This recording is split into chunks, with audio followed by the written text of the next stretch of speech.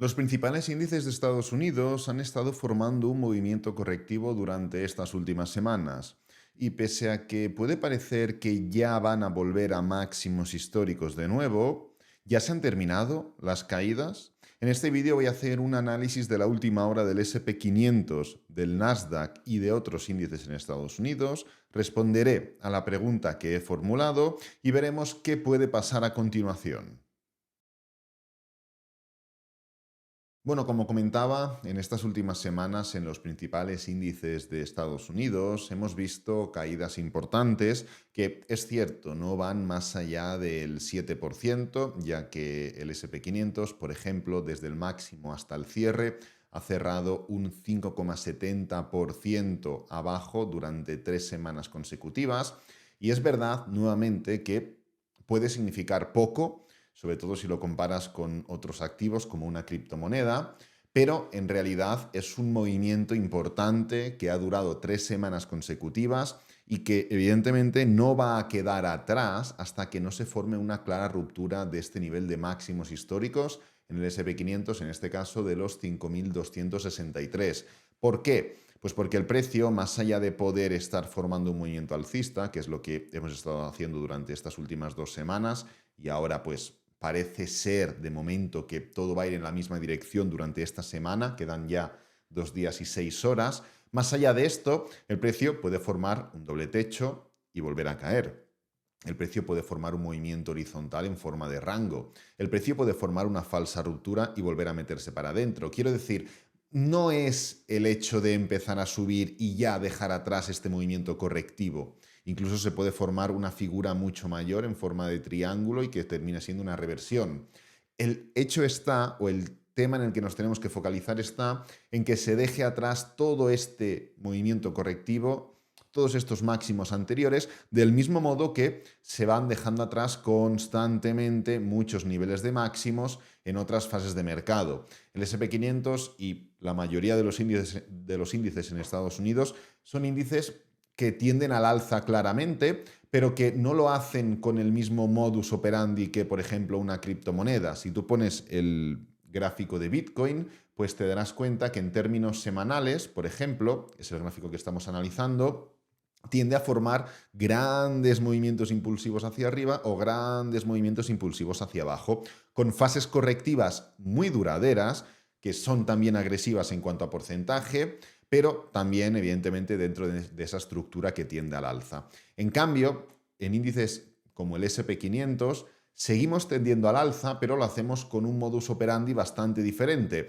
y es a través de fases impulsivas, pero con grandes, o mejor dicho, con muchas fases correctivas intermedias. Por ejemplo, dentro de todo este movimiento alcista que vivimos pues, durante el año 2020, 21, hasta finales del 21, principios del 22, fijaros cómo el SP 500 en realidad formó una, dos, tres, 4, 5 y 6 fases correctivas. Pero es que lo que está exento de esa fase correctiva, en muchos casos también son movimientos de desaceleración, como esta fase impulsiva de aquí, como esta fase impulsiva de aquí, como esta fase impulsiva de aquí, como esta fase impulsiva de aquí, con lo cual es importante que entendamos la diferencia clara, y es que las fases correctivas son habituales, no quedan atrás hasta que no se rompen los máximos anteriores y pueden formarse esas fases impulsivas dentro de un movimiento de desaceleración.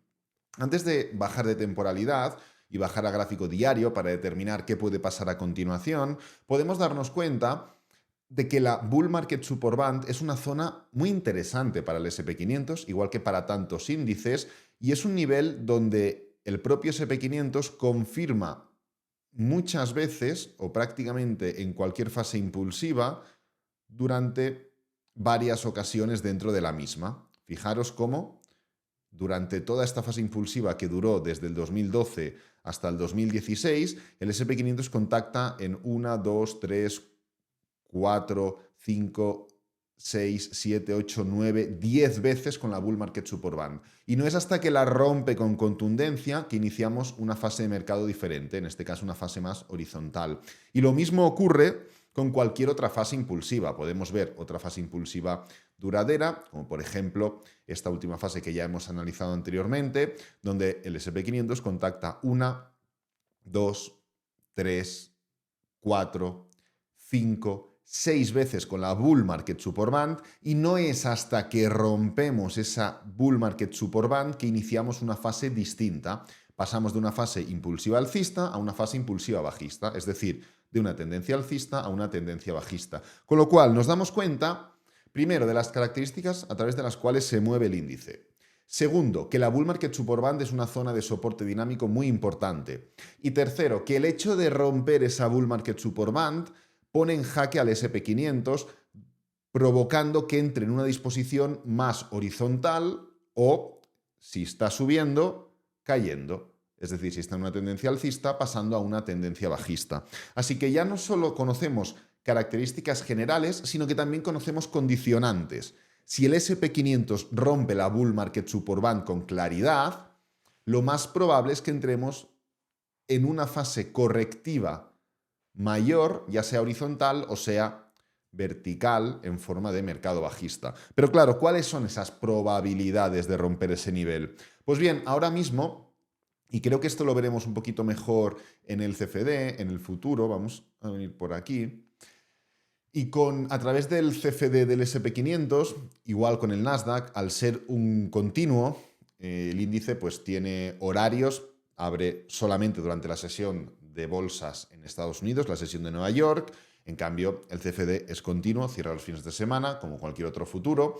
Y aquí lo que podemos determinar es que pues a través de esas condiciones de horario hay mucha más volatilidad y hay menos gaps y hay mucho más movimiento, ¿no? Pues bien, estamos justamente ahora dentro de una estructura o dentro de unos niveles muy importantes, intermedios, justamente los 5.172, donde ya hemos contactado en un par de ocasiones en forma de resistencia hasta que lo rompimos y contactamos en un par de ocasiones en forma de soporte hasta que lo volvimos a romper. ¿Es una zona exacta? No, no hay zonas exactas. Hay niveles que pueden dilatarse sin ningún problema. Y lo que estamos viendo es que sí, la hemos roto, efectivamente.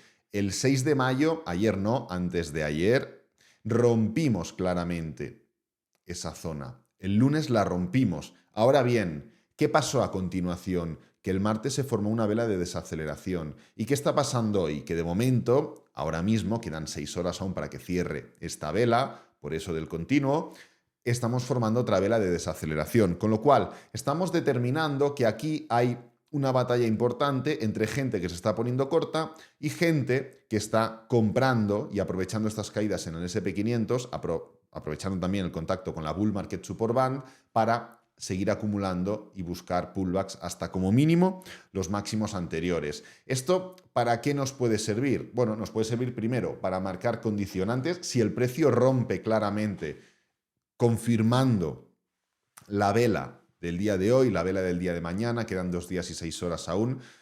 Si rompe claramente, lo que veremos durante la semana siguiente, con una elevada probabilidad, es el ataque de nuevo a los 5.276 aproximadamente, o, en otras palabras, a los máximos históricos del SP500 y de la mayoría de índices en Estados Unidos. No todos, evidentemente, porque, pues bueno, el SP500 está en esa disposición, pero, por ejemplo, si miramos el Russell, está bastante lejos. Si miramos el Dow Jones, aquí lo tenemos, seguramente también podremos atacar esa zona, pero yo creo que se quedará un pelín por detrás. El Nasdaq pues también atacará claramente esa zona. Quiero decir, estoy utilizando el SP500, pero como si utilizara en términos generales cualquier otro índice, ¿no? Pues bien, este punto de aquí será muy importante porque seguimos en una zona muy interesante para que podamos seguir poniéndonos cortos. Si lanzamos estructuras de Fibonacci, podemos ver que estamos ahora mismo, sí que estamos ya rompiendo ciertos límites importantes. Hemos corregido hasta 1/3, que es esta zona de aquí, la mitad, perdón, y 2/3, y estamos ya por encima. Es decir, estamos llegando ya a esta zona, que son el punto en el que estamos ahora, es el nivel de 0,75 de corrección, con lo que en ese sentido ya estamos como dejando atrás la estructura de impulso, pullback y continuación, pero seguimos aún dentro de esa zona que podemos entender como interesante para que el precio vuelva a atacar ciertos niveles, pues en pocas palabras, en el CFD estaríamos hablando del nivel de los 5.000. Porque además, ¿qué ocurre si analizamos las rupturas de la media móvil de 50 diaria. ¿Qué podemos comprobar al analizar estas rupturas? Bien, vamos a volver al índice como tal, que lo veremos un poquito más limpio y tiene más información. Y es que si miramos qué ocurre cuando rompemos la media móvil de color rojo, la media móvil exponencial de 50 sesiones en gráfico diario, aquí la rompimos. Voy a hacer primero como un barrido general de las veces que la hemos roto. Aquí aún seguíamos en esa tendencia a la baja, no contará. Aquí la hemos roto. Vamos a hacer rápidamente un repaso de todas las veces que se ha formado una ruptura. Recientemente, tampoco me voy a ir muy atrás, al año 1900, pero sí que es cierto que puede parecer o puede ser interesante el hecho de analizar qué ocurre normalmente, porque las características y condiciones de movimiento del SP500 que hemos visto anteriormente, pues esas estructuras correctivas que se van formando, ese movimiento alcista desacelerado, genera que no sean muy habituales grandes pullbacks. Pero cuando rompemos la media móvil de 50, ¿qué pasa? En gráfico diario aquí podemos ver que se rompe y no es una pequeña ruptura y una continuación. Se forma un amago rápido de que se forma la ruptura y ya continuamos, pero fijaros, atacamos niveles importantes de anteriores soportes o resistencias y el precio vuelve a irse para abajo. ¿Qué es lo que ocurre aquí? Ya dentro de una sucesión de máximos y mínimos crecientes, formamos la ruptura, pullback y continuación. No es un único movimiento rápido de ruptura y ya continuamos. Todo lo contrario. Si seguimos analizando, nos plantamos en toda esta zona de aquí y podemos ver que pues, esta ruptura del 10 de enero del 2022 dio paso a una gran tendencia bajista. Esto de aquí no fue una clara ruptura, el precio rompió y nada más romper formó una vela envolvente alcista, con lo cual no la vamos a contar como ruptura. Y este punto de aquí, ¿qué es lo que ocurrió? Rompió mínimos decrecientes, pullback hasta la misma zona de máximos anteriores, continuación a la baja. ¿Qué es lo que tenemos aquí? Una primera fase de ruptura, un intento de recuperación, no rompemos claramente los máximos anteriores, vuelta para abajo. Importante. ¿Qué es lo que tenemos por aquí? Vamos a repasar un par o tres más. Aquí, nuevamente, esto no es una ruptura como tal, porque a la hora en la que lo rompemos se forma una envolvente alcista y el precio se va para arriba, pero ya veníamos de una primera ruptura y de una anterior ruptura, es decir, no rompemos claramente los máximos anteriores y el precio vuelve para abajo y vuelve para abajo. Resumen, no es una pequeña ruptura, ni tampoco es un pullback más desarrollado, ni tampoco es un doble techo, sino que es un movimiento horizontal que pues dura más o menos pues 207 días aproximadamente. ¿Qué es lo que vivimos en 2018? Lo mismo, el precio rompe claramente la media móvil y entramos en una disposición muy bajista. ¿Qué es lo que vivimos en 2018 a principios? Lo mismo. Y en 2016 lo mismo. Es decir, ¿qué es lo que estamos viendo? Estamos viendo que históricamente, cada vez que se forma una clara ruptura de la media móvil de 50 diaria, como es el caso, no se queda el tema solo en una pequeña ruptura, sino que se forma un movimiento bajista más desarrollado o como mínimo un movimiento horizontal más desarrollado, ya sea porque se forma la ruptura, el pullback y la continuación, ya sea porque se forma un doble techo y un movimiento horizontal, o ya sea porque el precio no es capaz de romper con contundencia los máximos anteriores y entra en una especie de rango muy duradero de, como hemos visto, un ejemplo random y rápido, unos 200 días.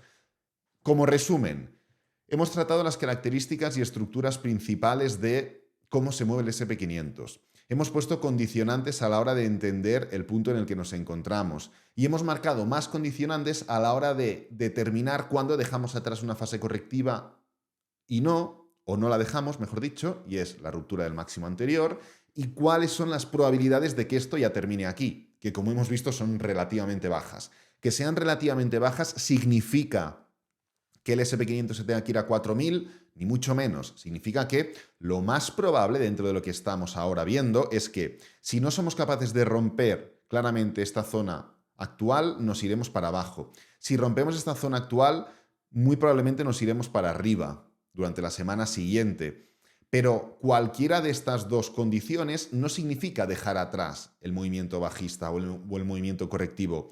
La de irnos para abajo, evidentemente, no lo deja atrás, pero es que la de irnos para arriba tampoco. Primero, porque habría que confirmar como hemos comentado antes, y segundo, porque históricamente no suelen formarse estos movimientos correctivos tan rápidos para seguir formando el movimiento alcista o seguir con el movimiento alcista anterior.